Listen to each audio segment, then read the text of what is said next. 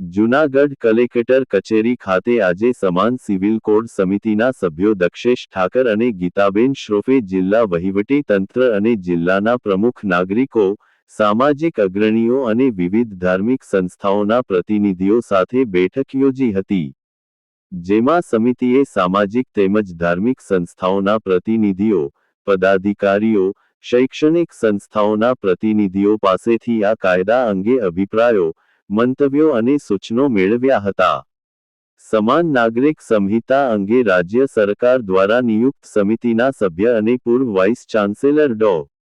દક્ષેશ ઠાકરે બેઠકમાં કહ્યું હતું કે, ગુજરાતમાં સમાન નાગરિક સંહિતા લાગુ કરવાની જરૂરિયાતનું મૂલ્યાંકન કરવા માટે નિવૃત્ત ન્યાયમૂર્તિ શ્રી રંજના પ્રકાશ દેસાઈની અધ્યક્ષતામાં એક સમિતિની રચના કરવામાં આવી છે.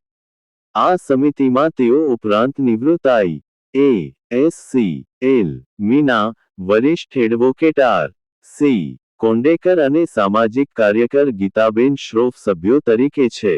સમિતિના સભ્યો રાજ્યના તમામ જિલ્લાઓમાં જઈને યુ.સી.સી. અંગે પ્રબુદ્ધ નાગરિકોના અભિપ્રાયો મેળવી રહ્યા છે. ઠાકરે ઉપસ્થિત સૌને યુ.સી.સી. વિશે વિગતવાર સમજણ આપી હતી તેમજ તેના વિશે પ્રવર્તતી ગેરસમજ દૂર કરી વાત કરતા તેમણે કહ્યું હતું કે, સમાન નાગરિક સંહિતા કોઈ જ્ઞાતિ, ધર્મ કે સમાજના ક્રિયાકાંડો, વિધિમાં હસ્તક્ષેપ નથી કરતી. તેવો આશય પણ નથી. આ કાયદા અંગે લોકોનો અભિપ્રાય મેળવવો ખૂબ અગત્યનો છે તેમ પણ તેઓએ કહ્યું હતું. તેઓએ આ કાયદા અંગે પ્રવર્તતી કેટલીક અફવાઓ અંગે પણ સ્પષ્ટતા કરી હતી. આ તકે સભ્ય સુશ્રી ગીતાબેન શ્રોફે નાગરિકોને યુ.સી.સી. અંગે નાગરિકોને તેમના અભિપ્રાયો પોર્ટલ પર મોકલવા અનુરોધ કર્યો હતો.